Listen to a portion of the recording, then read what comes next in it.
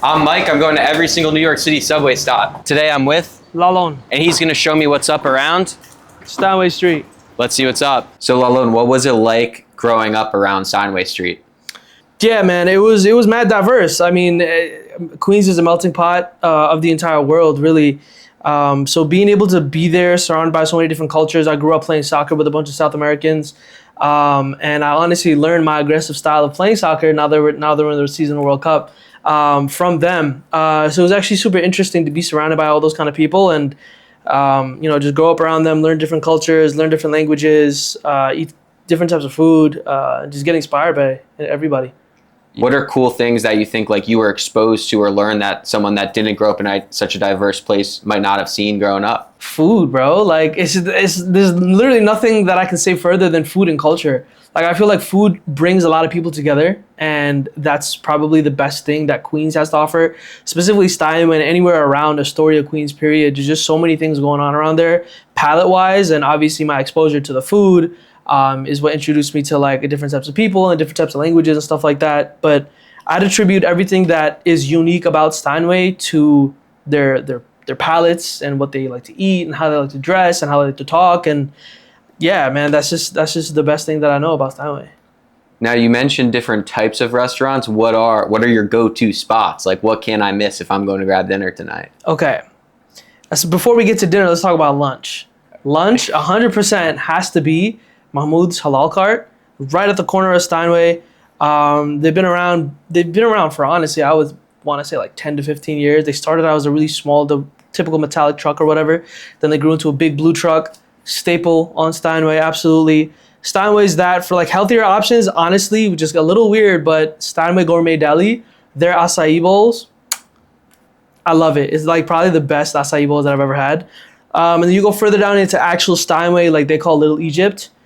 You got to go to Ziara. Their wraps, oh my God, their hummus, oh my God, everything. There's another cart down the block even further. There's not even any name for it. Not that I know of, but they just call it half chicken. But they literally give you like half of a whole chicken. You're like, yo, a bunch of sauce and rice and beans and shit like that. It's just like a plethora of like delicious. An artist. Yeah. And so growing up in Queens, I'm sure you were exposed to so many different types of music. So how did that impact you as an artist, and how did you start getting into music? Yeah, for sure. So I actually started out making Indian classical music. I played the tabla for about 11 years. I started when I was like 4 or 5 years old. And then from there, I was traveling a bunch of places. I was going up to like Westchester and like a whole bunch of other places, like even out of state, to do performances when I was like 10 or 11 years old, as I got more vetted into playing. And my mom actually, she sings Indian classical music and she danced as well. So I was exposed to culturally, as being a Bangladeshi American, to like the Bangladeshi culture and the Indian culture as well. So I learned a lot about that as I was growing up. And then obviously being put into a melting pot like Queens is, I kind of expanded. I kind of took the world of Indian classical music, and I'm still trying to incorporate that into the Western world and seeing where I can kind of merge the two and have the two coexist with each other. And yeah, the influences are literally in the pudding of my music. You grew up in a Bangladeshi American household. What was that culture like in your neighborhood? Was there a strong Bangladeshi community, and did your parents spend most of their lives there as well? Yeah, so my parents spent most of their lives in Bangladesh before they came over here, but at this point I'm sure it's like 50-50 between Bangladesh and here now.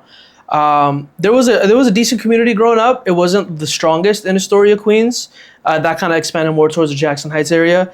But in Astoria specifically, I mean, my experience was just coming from an immigrant parent. I had to go to school and explain, like, translate essentially between my mom and like my teachers and stuff. And obviously I fabricated some of the stuff that my teachers would say if they were negative about something. I tell my mom, no, we're good, we're chilling.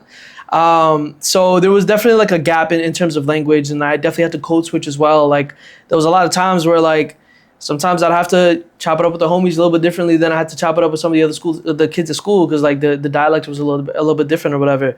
So growing up with immigrant parents, and specifically Bangladeshi ones, and not having like a super tight community in Astoria, like on the as I was growing up, was a little bit of a struggle. Obviously having to play both sides at times, but overall it was good. I tried my best to be a warrior and thug it out through everything, but thankfully everything is good now. There's a lot of more community out there, and yeah.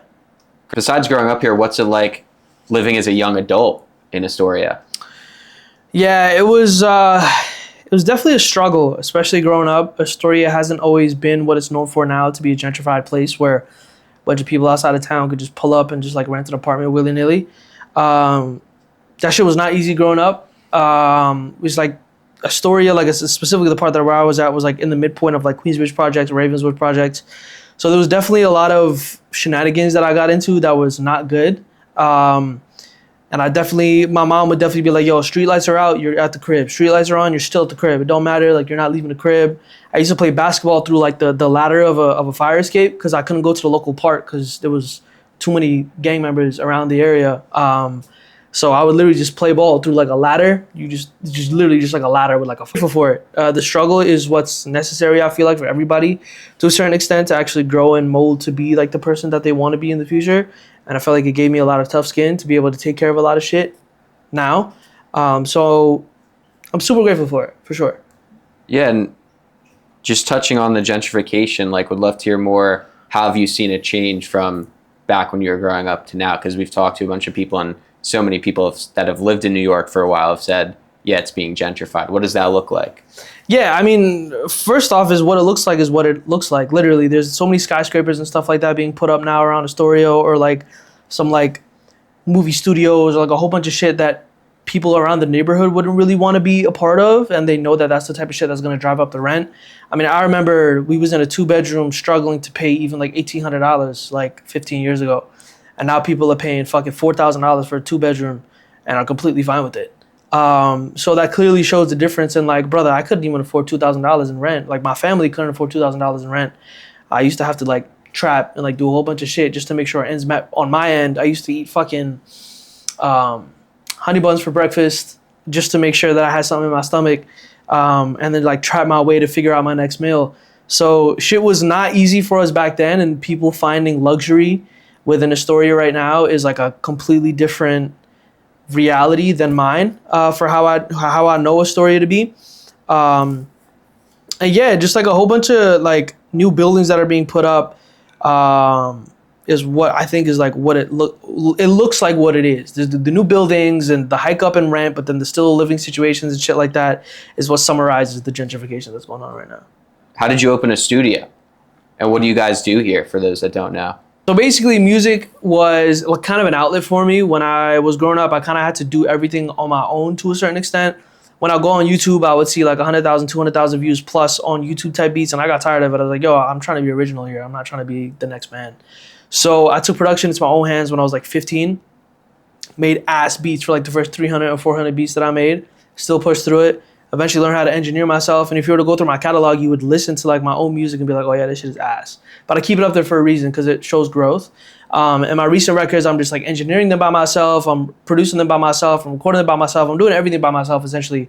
A one-stop shop, and hence the name One Stop Studios. I kind of created this to be like, yo, let me have people pull up in here and do everything that they want to do that I was able to learn by myself. So I have one of the podcast area right now, a little bit like 5 feet away from you is the photo video section where you just pull down a couple backdrops and take some headshots. We had a model come in like a week and a half ago. We had some Japanese designer come in here like a month and a half ago to do an interview. So people can definitely pull up and get a little more aesthetic with it. And then at the very end of the room, there's a music studio where it's just like, yo, pull up with like 3-4 of your homies, take your shoes off because that's culture for Bangladeshis and South Asians. Take your shoes off, pull up, record some music, chill, get some good beats for me, get some good engineering done for me, and just be creative. It's a one-stop shop. It's a lot of creators nowadays, especially. They got to go through like 3 different Peerspace bookings just to get all 3 of these kind of done. If I'm an artist, I want to get interviewed, I have to book something in Brooklyn. If I want to go to the studio, I got to book something in Brooklyn. If I got to go to photo session somewhere, I got to go somewhere in Brooklyn. Right now, we next to Queensbridge Projects, where I grew up at. And this is literally the one-stop shop where you can do all that. Cook up a record, do that. Shoot an album cover, shoot some footage, do that. You want to get an interview done, do that. But just do that in one room. Save yourself the money and time of going somewhere else where you know you're not trying to go to get your content in. One-stop shop. Great. And for people that might be watching that are interested, how can they find you online or one-stop shop? For sure, yeah. So the name of the studio is called One Stop Studios. Instagram is at onestopstudios.space. The website is also onestopstudios.space.